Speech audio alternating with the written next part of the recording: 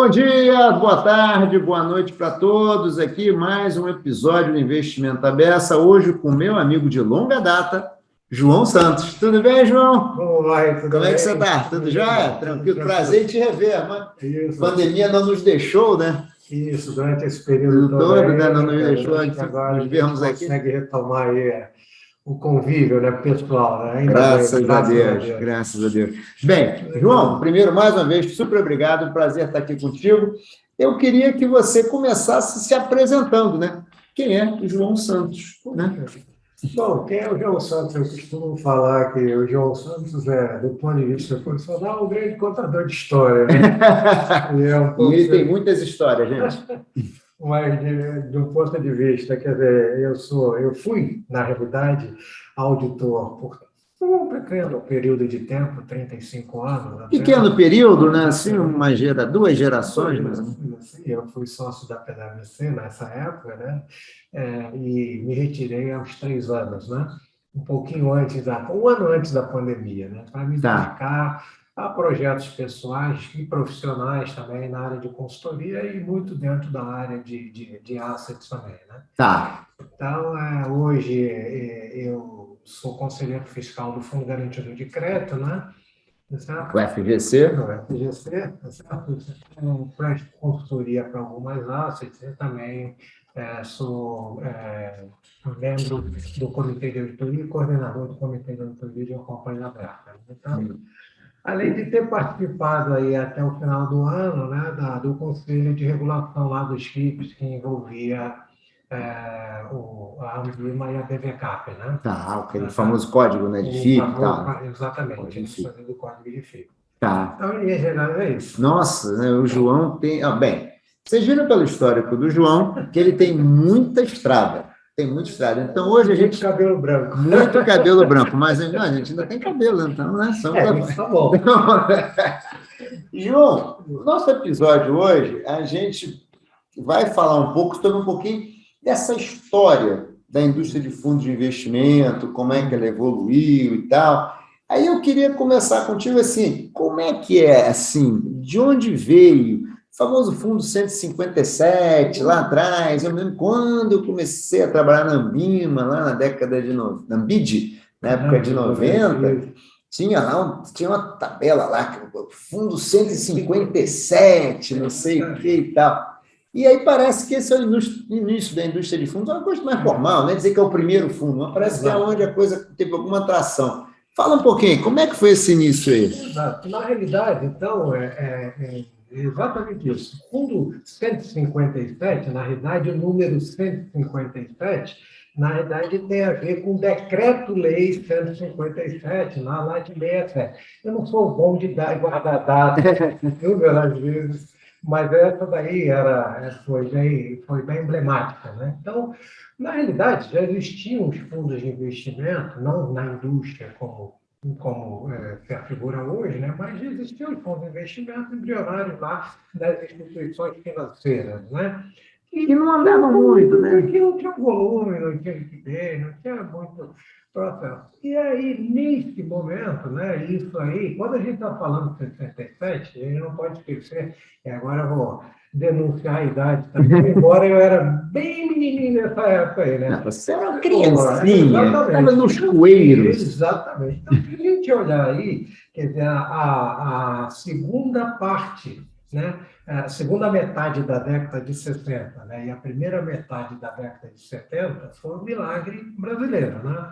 Então, só para dar esse contexto. O milagre brasileiro, nós estávamos no meio de uma pior momento da ditadura, tá certo? Isso. Mas tínhamos aí o Brasil crescendo a 10% ao ano, né? Crescimento chinês, né? Que a gente está hoje. Crescimento chinês, na realidade, né? E nós saímos da 50ª posição em termos de economia do mundo para a 16ª. Né? Então, você vê como a coisa evoluiu assim absurdamente. O crescimento econômico realmente a solução. E uma das coisas que naquela época se realizou para tentar melhorar e dinamizar o mercado de capitais, e foi um investimento nesse contexto, foi o famoso Fundo 157, que nada mais era do que um incentivo fiscal, tá certo? que a Receita Federal ou o governo deu, tá certo? Para que uma parcela do seu imposto de renda pudesse ser investido no fundo, tá certo? De investimento administrado por essas instituições financeiras, tá certo? E aquele recurso ficava lá. Em vez de você pagar por leão, você pagava, ou investia aí, tinha um prazo e, obviamente, esse fundo ele foi se perpetuando, perpetuando. Teve muita gente que nunca resgatou, já faleceu e etc. E ainda hoje tem resíduos desse valor que hoje está controlado nas instituições financeiras, monitorado pela CVM, né? Então, esse foi, de fato, assim, o primeiro grande... Eram fundos de ações, né? Fundo de ações, Tá. exatamente. Né? Primeiro, e por quê? Porque a ideia era, de fato, fomentar o mercado de capitais e fomentar o mercado de ações. Tanto que isto aconteceu também pelo fato do Brasil grande, né? do milagre, né? Nós saímos... numa euforia tamanha, né, que saímos de 26 ações listadas para 100 ações listadas em bolsa. Né? Então, ou seja, num período ali, isso estamos falando ali, final de 60, início de 70. Né? Tá. E isto ou seja, foi um momento que todo mundo falava em bolsa, né? Todo mundo aquele dinheirão todo do imposto caindo em ação, no mercado acionário. E foi o maná dos deuses para as corretoras de valores naquela época também. Né? Tá? Então, obviamente, quer dizer, foi um momento grandioso, mas como a gente não tinha uma estrutura regulatória, não tinha absolutamente nenhuma infraestrutura, né, para monitorar o mercado, etc., o que ocorreu, de fato, de boca em boca, de fake news em fake news, né, o bolo foi crescendo, né, virou um dominó. 70 para 71, a Bolsa valorizou 400%. Né? 400, a gente acha que 30% ao ano é bacana. Ou seja, e era tudo sem controle, ou seja, boca a boca e investimento para lá e para cá, e aquela ação, a informação, tudo fake, falando hoje fake news, né? Ou seja, o mercado foi feito de fake news. E como não tinha estrutura de controle e monitoramento nenhum, escrituração, custódia, esquece, quer dizer, aquilo era feito de uma forma absolutamente empírica, né, pelas corretoras e pelas instituições financeiras. O resultado é que explodiu. Na realidade... Essa é a crise da Bolsa. A crise da Bolsa, exato, 71, que explodiu a Bolsa, né? E aí, quando foi ver, o que acontecia? Você tinha papéis que tinham sido colocados, não tinha nenhuma estrutura patrimonial e financeira, as famosas MEPOSas, né? Que eu não vou nem traduzir aqui, mas as pessoas que quiserem, é só colocar e dar um Google e entender o que é MEPOSA. MEPOSA, gente, MEPOSA. MEPOSA, né? E, de outro lado, aquelas mesmo que estavam lá, estavam super avaliadas, né? E, obviamente, isso redundou na crise de Bolsa, que criou, de fato, aí, né, o primeiro grande impacto no mercado brasileiro. Uma manchada, assim, uma manchada de uma forma no mercado. Muito complicada, né? Mas nossa, essa foi ali aquele início ali, e aí pegamos aqui a crise da Bolsa. E aí, João, que da Bolsa 71, né? A gente vai pegar assim, mercado incipiente, pequeno e tal, tivemos essa questão 157, a Bolsa com aquele bando de dinheiro estourou, aí para 76, né, se eu me lembro mais ou menos, né, a gente tem lei das SAs e CVM, né? E aí, basicamente, o que isso significou para o mercado? Senhor, então, este foi, obviamente, depois da crise, sempre assim, né? Depois que tem uma crise, né? Não é depois, porteira, como é que é? Depois da porta arrombada, tranca de ferro. Né? Exatamente. Né? Mas, neste caso, quer dizer, e a sequência é sempre assim, porque o mercado sempre vem antes da regulação, isso é natural, dizer, né? Natural, né? Não tem nada errado. Não tem nada de errado, é sempre nesse sentido. E, obviamente, nos momentos de crise, né? Os reguladores, né, a sociedade também se mobiliza, e aí, nesse caso, os reguladores, o governo, na realidade, né, olhou para isso e falou, bom, a gente tem que fazer alguma coisa no sentido de não dar mais para ter essa situação da forma que é. Porque a gente não tinha governança nenhuma, nem das empresas e tampouco em mercado de capitais, certo? A Então, fome com a vontade de comer. exatamente. Então, neste momento, foi criada, então, a lei das SAs, né? Na realidade, antes da lei das SAs veio a 6385, que criou a CVM, né? Tá bom. Então, a CVM, ela veio em 76, 6385, que foi exatamente o órgão que foi criado para começar a colocar alguma regra de governança, tá certo? Sobre o mercado de capitais de uma forma geral e em especial sobre as companhias, entre aspas, abertas, né? Tá certo? Criou um regulador. Um regulador formal, tá certo? Em relação ao mercado de capitais, né? De uma forma bem, assim, bem simples, sumária, né? E, paulatinamente a isso, né, foi desenvolvida uma lei das sociedades anônimas, tá certo? Que é a Lei 6.404, famosa de 76, né? Que aí se criou, né, a base legal, a estrutura legal, exatamente, de formação de uma sociedade anônima, a criação de conselho de administração, conselho fiscal, necessidade de assembleia, direito de voto. Então, todo aquele arcabouço de governança, regulatório, mas de governança, para uma sociedade aberta, tá certo? Então, e que foi uma lei que é transcendental, né, que ela óbvio, teve vários aditivos, várias edições, mas continua viva até hoje, tá certo? Então, foi uma lei visionária, eu diria, tá certo? E que, de fato, para a época, foi absolutamente muito avançada, tá certo? E que ela permanece até hoje. Obviamente, foi sendo adaptada ao longo dos anos, com o desenvolvimento do mercado, mas ela permanece válida. Os pilares dela são os mesmos que regulam ainda hoje as sociedades anônimas. E foi dessa lei também que veio a padronização dos balanços também, João? Foi, então, aí você começa a ter aí, tá certo?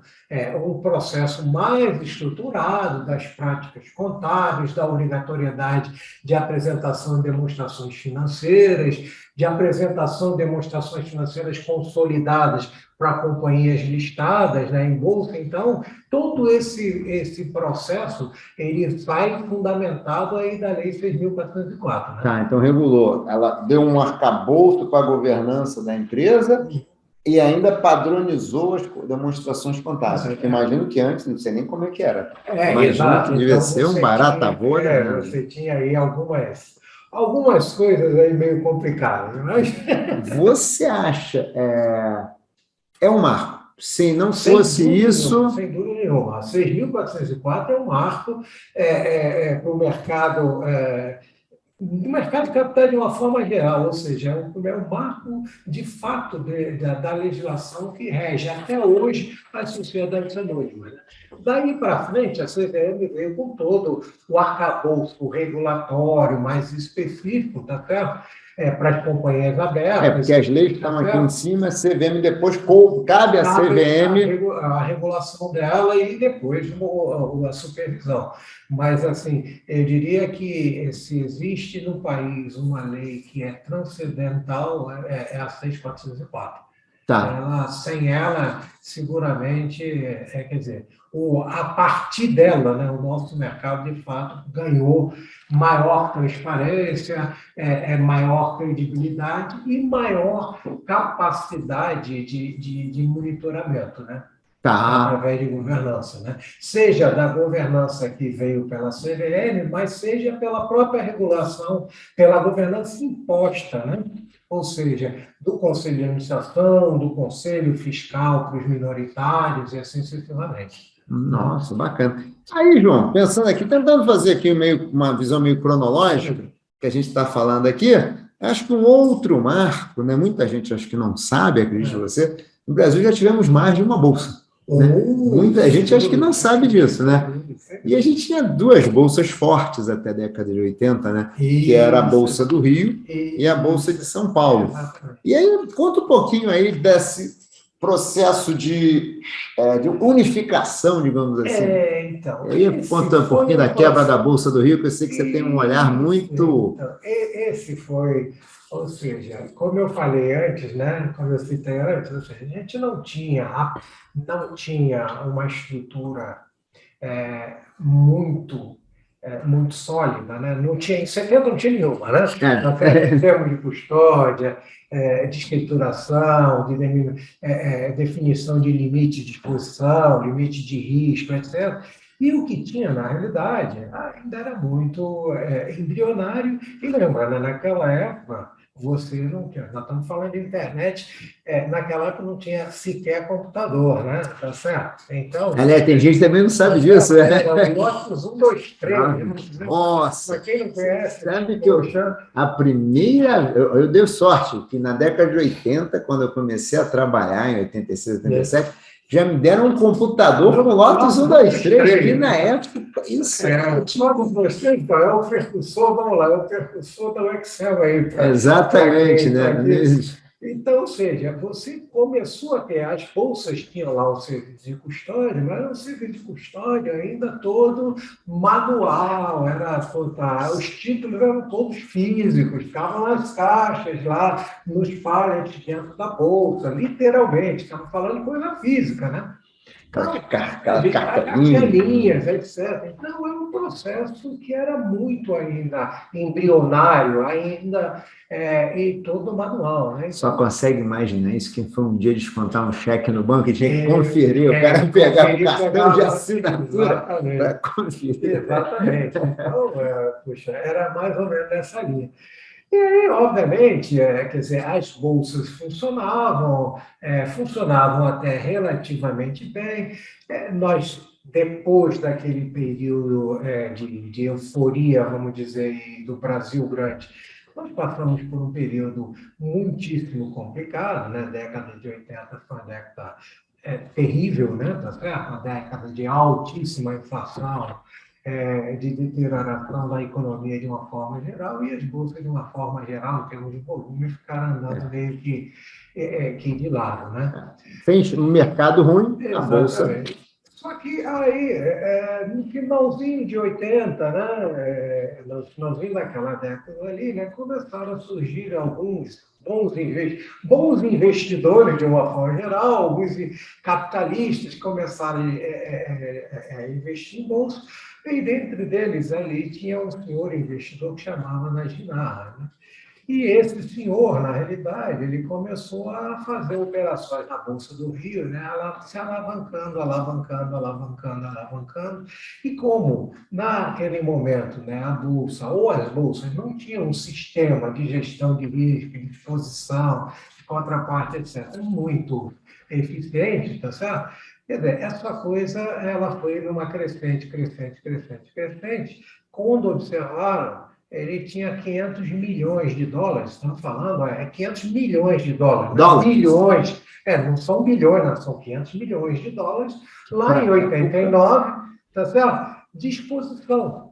E aí a Bolsa foi chamar, né, o senhor Najinarras para poder honrar aquela exposição. Obviamente, né, como ele não tinha as garantias, etc., né, o que aconteceu? Né, a Bolsa quebrou literalmente, a Bolsa do Rio quebrou literalmente, e a partir daí, deste episódio, né, logo na sequência, acabou se fundindo. Na realidade, ela foi incorporada pela Bolsa de Valores de São Paulo, que é a Bovespa, passando a ser a Bovespa, a partir daí, a principal bolsa. Que depois já vinha incorporando outras bolsas, né? Sim, depois incorporando mais algumas. Exatamente. Né? Mas, assim, eu diria que o episódio mais emblemático, né, de fato, foi a incorporação da Bolsa do Rio de Janeiro pela Bolsa de São Paulo, em decorrência desse tema. Né? Porque, inclusive, né, até próximo da quebra da Bolsa, a Bolsa do Rio era maior que a de São Paulo. Né? Sem dúvida. E a gente não pode esquecer, que acho que vale a pena só pontuar aqui, in between, né? É. Você teve, na realidade, nesse processo aí, no meio do caminho, né, a Resolução 961 do Conselho Monetário Nacional, em 84, que, na realidade, foi a que criou, de fato, e regulou os fundos mútuos de investimento, né? Ah, então em 84 a gente já teve... Exatamente. Foi, vamos dizer assim, a primeira norma mais específica e mais estruturada de regulação, que era Banco Central, tá certo? Porque criou os fundos mútuos de investimento, que eram os fundos normais aí, de ações, mercado à ações e renda fixa, né? Renda fixa, money market, tudo assim, ainda embrionário, tá certo? Mas foi aquele primeiro arcabouço desses fundos que hoje estão aí na 5.5. Né? Então, assim, em 84 a gente teve esse primeiro arcabouço com a 961, né? Exatamente. Aí tivemos a crise da Bolsa, que obviamente deu uma complicada, o mercado não estava lá muito bem, mas aí a gente vamos dar um pulinho para 90, né? Porque a gente sabe que em 90, ainda antes do Plano Real, a gente já teve algumas evoluções, né? Sem dúvida, sem dúvida. O que a gente aponta ali para a gente falar? Eu diria o seguinte, que a gente teve, quando esse mercado ficou aí andando de lado, vamos dizer assim, né, tá certo? Nesse período todo aí de alta inflação, e plano para cá, planos para lá, plano para lá, e etc. Bom, entretanto, um pouquinho antes do Plano Real, um pouquinho antes não, porque isso foi em 90, né, tá certo? Naquela época, o Collor ainda fez uma das medidas que ele tomou, que a gente tinha aqui, quando se criou aí na 961 os fundos mútuos, esses fundos mútuos podiam ser o portador, né? Você se lembra disso, né? Gente, o Brasil já teve Eu não sei isso. quem se lembra disso, né? Mas esses fundos podiam ser o portador, né? Então, em 90, né, o Collor criou lá a Lei 8.021, né? Extinguiu esses fundos ao portador, e isso criou um baque também no mercado, né? Porque o valor, eu não, assim, em termos de percentual, estamos falando de 20% a 25% do volume de recursos que estavam lá naqueles fundos ao portador, tá certo? Nunca foram resgatados, né? Para quem não sabe, fundo ao portador é um fundo que o dono é quem tem lá a cartelinha dizendo, eu vou ser o dono. Eu sou o dono, é que nem o jogo do bicho, vale o que está escrito. Vale o que está escrito. Entrega o papelzinho, que nem loteria, né? Entrega ali o bilhetinho premiado e você recebe o seu prêmio. Né? E aí vale fazer um comentário também para quem não sabe, né? Você não precisa declarar de onde veio o dinheiro, né? Porque como é de qualquer um que tem um bilhetinho... Exatamente. Né? Então, esse era um grande problema que a gente tinha aí, tá certo? De caixa 2, de lavagem de dinheiro, etc., que foi uma das primeiras torneiras ali a serem fechadas. Fechada. Né? Então, mas que gerou, de fato, um problema muito sério, né? E, obviamente, dói sempre... A pior parte do ser humano é o bolso. É o bolso, né? Mas dói mais sensível do corpo humano. Então, doeu muito ali para muita gente que tinha recursos lá que não conseguia comprovar, né? E aí teve um prejuízo, tiveram um prejuízo muito grande. Então, logo na sequência, veio ali, antes mesmo do Plano Real, né? Mas já dentro da estrutura ali de Itamar Franco, imigração, Itamar Franco, Fernando Henrique Cardoso, e depois, na sequência, Fernando Henrique Cardoso como presidente, né? E com Pedro Malan, ministro, etc. Aí ocorreram, de fato, houve uma dinamizada para o mercado de capitais e de fundos de investimento em especial, né? Porque o Plano Real, obviamente, foi muito bem sucedido, né? A inflação veio para patamares razoáveis, né? As taxas de juros, obviamente, não vieram porque não desceram até o nível que se esperava, mas também vieram naquele momento para taxas mais ou menos decentes, né? Tá certo? E aí o governo se preocupou em, criar ferramentas, né? Criar veículos de investimento, né, que faziam todo sentido, né? Você se lembra que um dos grandes pilares dos investimentos, tá certo? Foram as privatizações. Sim, lembro. E Final da década de 90, né? Exatamente. 97, 98, por aí. Então, um dos pilares foi esse. Então, se criou o arcabouço anterior para alguns fundos de investimento, né? Então, o que aconteceu? Lá em 93, tá certo? Surgiu a Lei 8668, que foi a lei que definiu a criação de fundos imobiliários, que era também um outro grande pilar, tá certo, do governo, que é o quê? Pô? O mercado imobiliário, tá certo? Eu preciso fomentar esse mercado, porque esse mercado é o que gera a maior quantidade de empregos no menor espaço de tempo, tá certo? Tá certo? E, por outro lado, ele também cobre um déficit habitacional que existe no Brasil, que existe até hoje. Certo. Então, atrelado a isso, se criou, então, lá a 868, que foi o fundo imobiliário. Né? E veículo para financiar. Um veículo para financiar este mercado. E, ao mesmo momento, a CVM, então, criou a 205, que era a CVM 205, em 94, que foi a instrução que regulou a 868, né? Que era, para a época, tá certo? Uma regra muito dentro do que era o mercado daquela época, tá certo? E ela era muito que amarrada, mas ela serviu, de uma certa forma, ao seu propósito naquele momento, né? E ato contínuo, né? Até olhando também esse mercado um pouco para frente, se criou também os fundos de aqui vamos chamar de venture capital, que era os fundos de investimentos em empresas emergentes, né? Que foi a CVM 200, que foi a CVM 209, né? A 209 foi em 94, tá certo? Junto ali com todo aquele estruturação do plano real, mas um plano de governo, se criou ali esse fundo com o objetivo exatamente de fomentar, né, recursos, né, para desenvolver também as empresas e os empreendedores brasileiros, né? Tá certo? Então, isso foi criado nesse momento. Ou seja, então eu já tinha lá em cima, tá, a 961, tá certo? Que criou o arcabouço. Fundo de investimento é isso aqui, galera. Aí você criou o fundo imobiliário, você cria um fundo de investimento vamos dizer, em participações de venture capital, tá certo? Então, você já tinha um arcabouço mais ou menos formado, né, em termos de regulação. E aí veio o Plano Real, tá certo? Que foi um sucesso neste ponto. E aí, a reboque da melhora da economia, tá certo? Houve, de fato, um fator decisivo para o impulsionamento dessa indústria de fundos, né?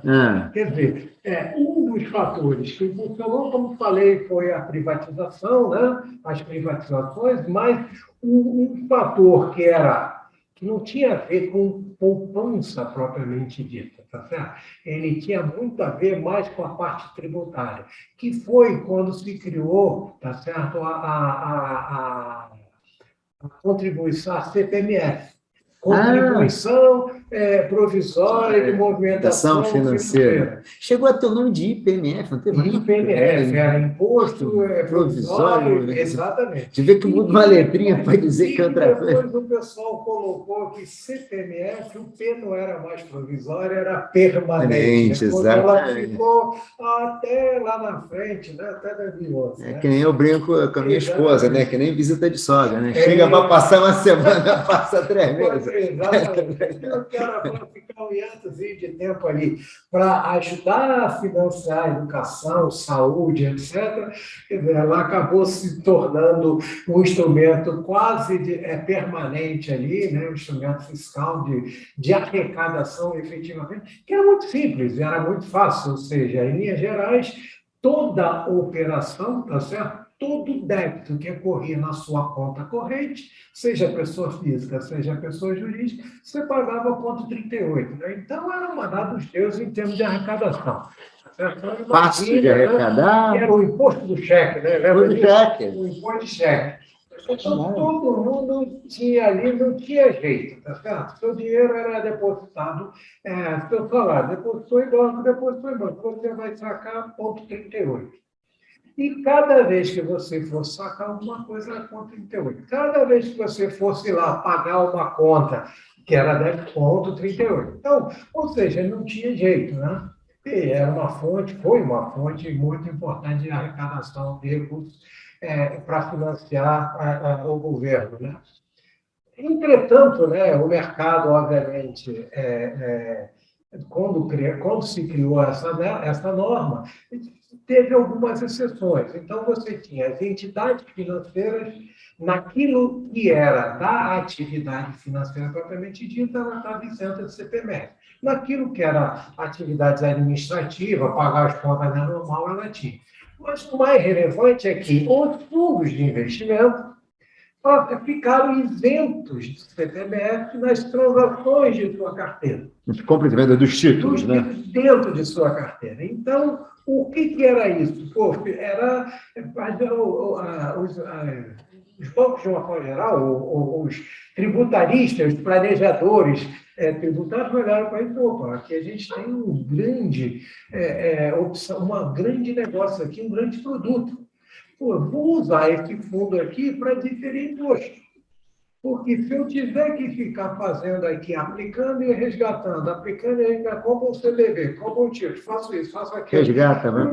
Cada vez aqui estou tomando 0,38. Enquanto se eu botar esse negócio dentro de um fundo, eu vou fazer um monte de operações lá, tá certo? E eu vou diferir imposto. Não é que eu não vá pagar. Quando eu resgatar a cota do fundo, eu vou pagar. Mas enquanto o dinheiro estiver lá dentro, eu vou brincando de compra e vende, compra e vende, compra e vende, e não pago nada lá, tá certo? Então, isso foi o maná dos deuses, e aí, de fato, você vê nesse período o inchaço dos fundos de investimento, mas, na realidade, eram recursos, principalmente de pessoas jurídicas e principalmente de private equity, wealth, certo? De grandes fortunas, que colocaram os recursos lá, que não era muito diferente do fundo fechado de hoje, que a gente está falando aí, comparando, tá certo? Pegar os FIPs da vida aí, pagando FII, que você deixa os recursos lá e você difere o imposto no momento que você faz a amortização das cotas. Então, este foi um grande impulsionador, tá certo?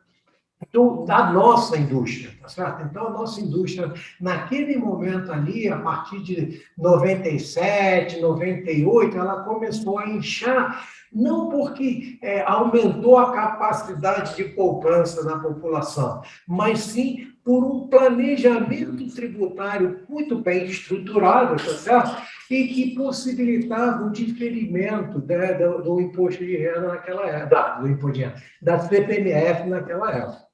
Então, essa é um pouco da história. Né? Da história deste momento.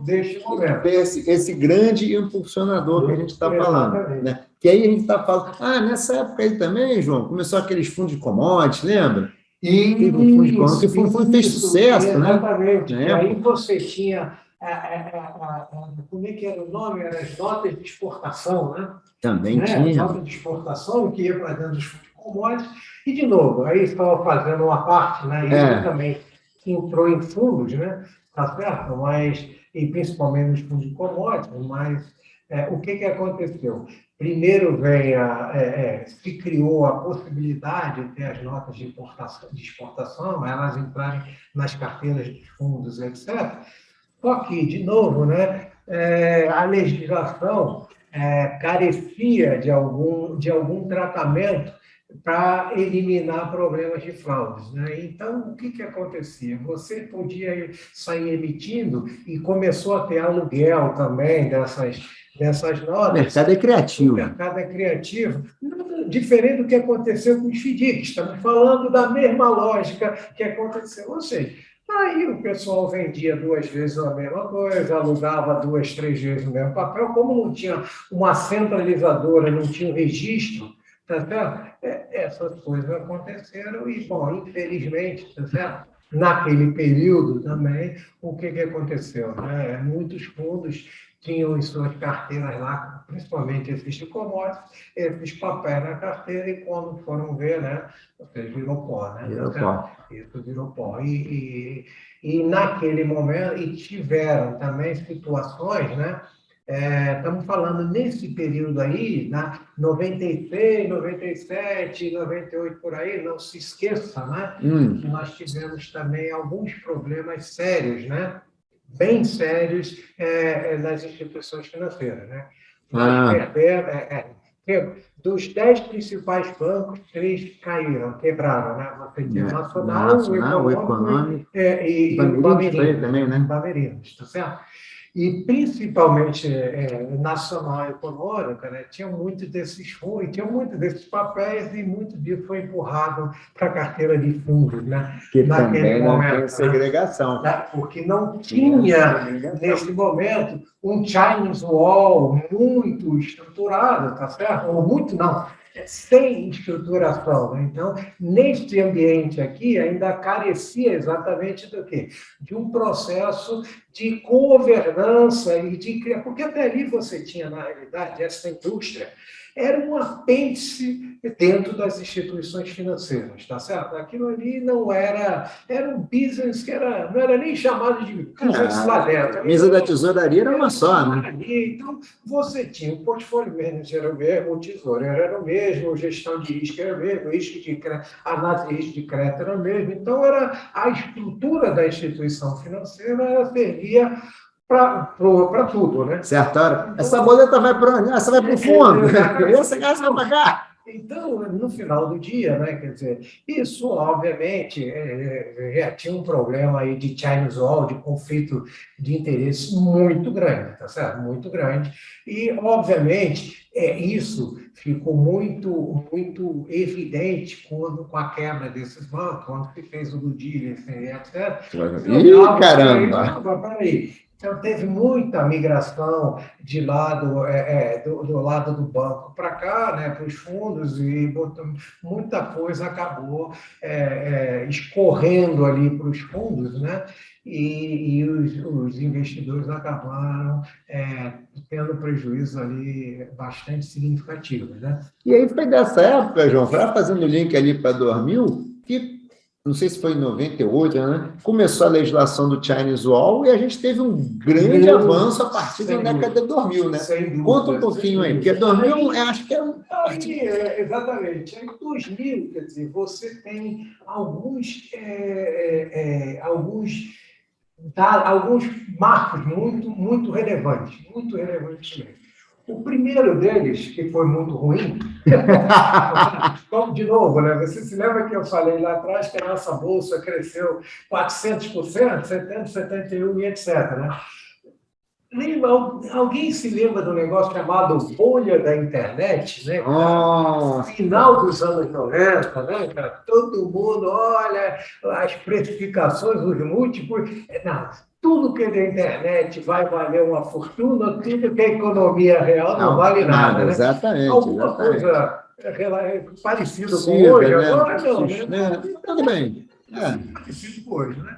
Então, ou seja, naquela época, então, bolha da internet, todo mundo criou. Então, o mercado internacional, obviamente, foi nesta leva muito maior, mas o Brasil aqui também foi, né? E as bolsas também acompanharam, de uma certa forma, esta valorização, né? Que, de fato, também era artificial, né? Então, quando quebrou esse negócio em 2001, né, aquelas primeiras empresas de internet, né, etc., que estavam super valorizadas, foram para o saco, né, quebraram, etc., e a bolsa veio embaixo, né?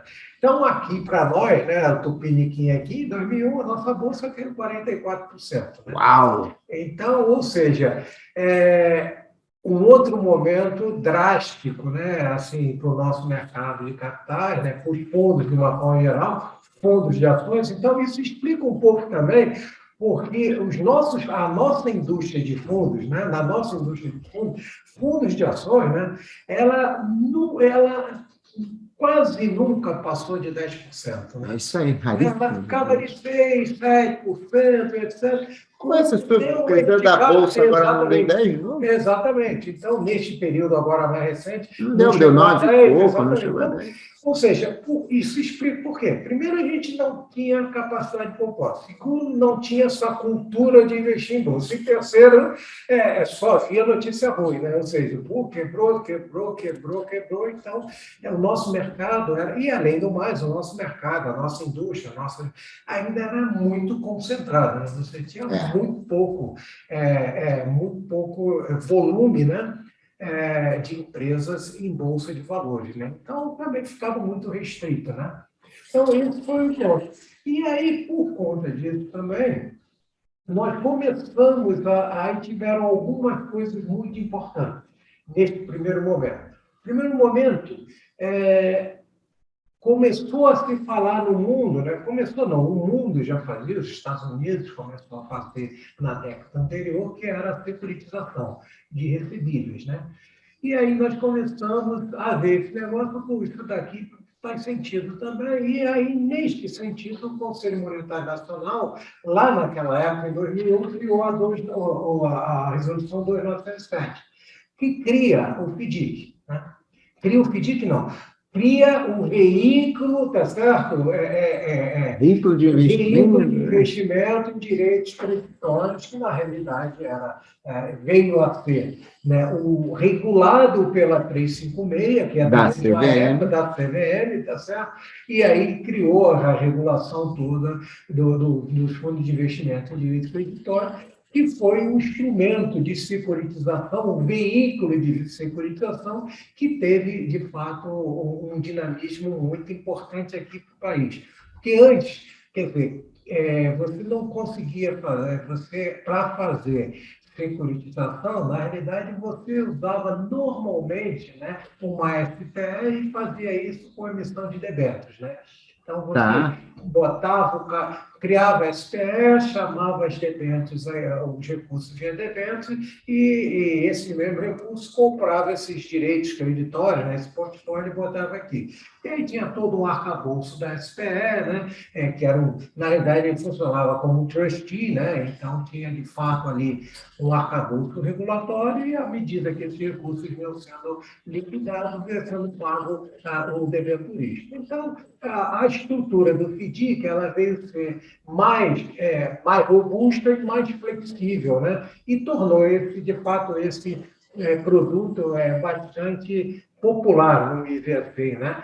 Logo no início dos anos 2000, né? E, ao mesmo tempo, tá certo? Como esse mercado de fundos começou a ter esse desenvolvimento, e teve também esse problema todo de bolsa, etc., e a CVM já estava melhor estruturada, tá certo? Ou seja, ele está falando de 76, já para 2000. Então, o que acontece? E tudo, na realidade, o investimento estamos falando de mercado de capitais. Estamos falando de uma instituição financeira, tá certo? De empréstimo, etc. Então, isso estava distorcido. Até então, isso vinha sendo regulado pelo Banco Central. Né? Então, o fundo de investimento estava no Banco Central? Exatamente. O Banco Central estava regulando o fundo de investimento, da 961, lembra lá atrás, né? Que era a estrutura que tinha. Você me regulava só os de ações, né? A CVM nem o de ações regulava ainda, né? Estava um negócio meio que no limbo, tá certo? E você tinha, do ponto de vista aí mais contábil, demonstrações, você usava lá um anexo, que era o anexo do COSIF, tá certo? COSIF, que é o plano de contas de banco, né? Das instituições financeiras. Mas como existia lá os fundos mútuos de investimento, né? Dentro desse contexto, você tinha lá um template que era o balanço dos fundos de investimento e se usava substancialmente as normas lá do Banco Central também, né? Então, ou seja, o negócio estava meio desfocado em termos tanto do ponto de vista normativo, né, de regulação, quanto do ponto de vista de transparência, de apresentação de informações financeiras, né?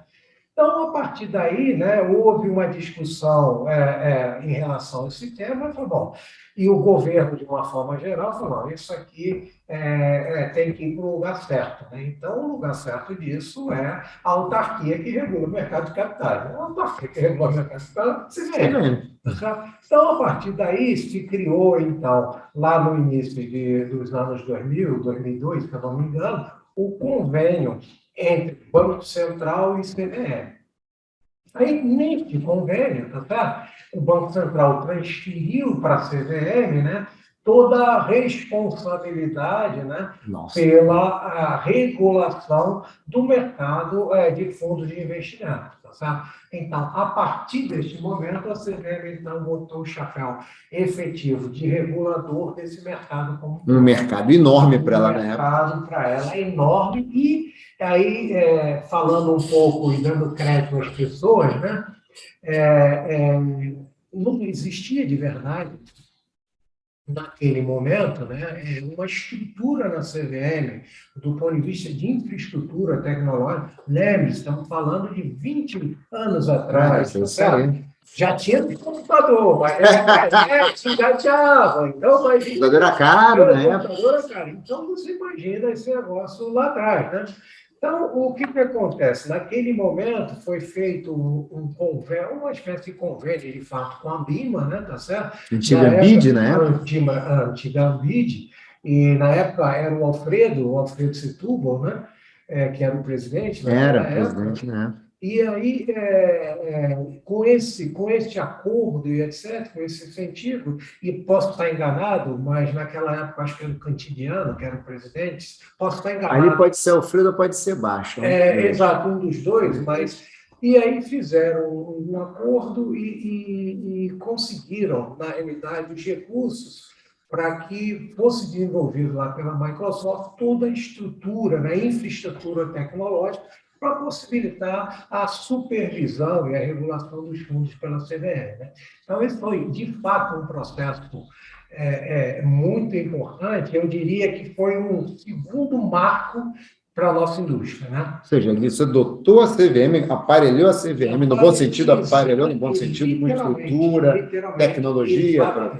Exatamente. E daí você começa a ter, neste período aí, 2000, início de 2000, tá certo? A CVM produzindo, de fato, normativos. Né? Então, o primeiro dela, neste contexto, foi a 356, que era para regular o FDIC, tá certo? Foi em 2001, tá certo? Mas logo na sequência, em 2003, veio a 391 que regulou os fundos de investimento e participação, né? Lembra que a gente tinha falado lá das privatizações? Porque até então se usava aquele fundo, o FME, não cabia nas privatizações, porque não era empresa emergente. E aí se utilizou o quê? O que tinha na época, que era o fundo de ações, que era distorcido em relação àquilo que se previa também. Então, até então, você fazia a indústria de private equity, vamos dizer assim, né? Ela usava, na realidade, embrionariamente, os antigos fundos de ações, né? Então, a partir daí, de fato, né, que se criou um veículo específico para a indústria de private equity, que foi a Instrução 391, criando os FIPs, né? Na estrutura que a gente tem.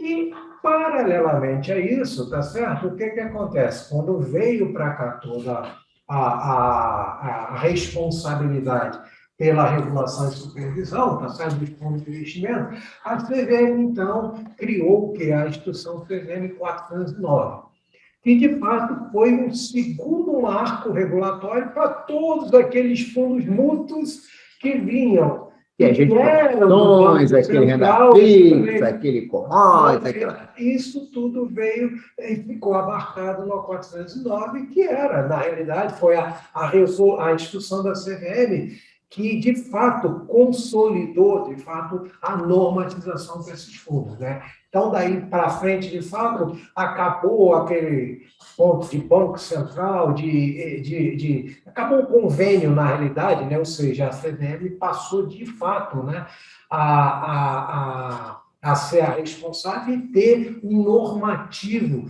específico para isso. Só que era um normativo operacional, né? Tá certo? Tá. E faltava o quê? Um normativo contábil para isso, né? Porque, bom, legal, ok, estou aqui. Lembra que eu falei lá atrás que ainda se usava o COSIF até esta data. E aquele anexo que estava lá no COSIF, né? Então, a norma contábil era aquele lá. Então, quer dizer, você misturar fundo de ações, fundo de private equity, fundo de... uma celeuma de coisas que não estava muito estruturada, né? Então, o que aconteceu? Neste momento, né, a CVM criou, então, a comissão consultiva, né, para discutir aspectos contábeis e regulatórios de fundo. E eu tive o privilégio de ser um dos convidados para participar dessa comissão consultiva, né? Na época, você já sabia tudo sobre o assunto. Eu sabia um pouquinho, mas, de fato, eu já, nessa época, eu liderava a prestação de serviços da indústria de fundos de investimento na PwC, né? E também participava do grupo de trabalho do IBRACON, né? De fundos de investimento, que era o famoso GT1 Fundos, né? Tá. E que depois eu coordenei lá por quase 10 anos também. Então, foi um período muito interessante, né? Então, nessa comissão consultiva, a CVM reuniu, quer dizer, reuniu o mercado, reuniu a academia e reuniu os auditores e, obviamente, eles próprios já como reguladores, né? Então, você tinha, na época, pela CVM, o Rebelo, né, que depois foi para a Bolsa de Valores, né? Antes foi naquela época era superintendente de emissões, né? Exatamente. Tinha o Susequinde, né? E tinha um rapaz novo que, infelizmente, nos deixou precocemente há menos de um mês, e eu queria render aqui a nossa homenagem a ele, que foi o José Carlos Bezerra, né, que naquela época eu costumo dizer, nós éramos os garotinhos de calça curta, né? Ele recém também chegado na CVM, né? E que trabalhamos muito em relação, fizemos parte dessa comissão para desenvolver tudo isso. Por outro lado, nós ainda tínhamos o Alfredo Setúbal, né, na Anquima, que disponibilizou uma infraestrutura muito grande, e o Abel, que era o contador dos fundos do Itaú, tá certo? E que naquela época tinha uma carteira, e ainda tem até hoje, né? Era um player extremamente relevante, e como até hoje, outros, né, que participaram dela.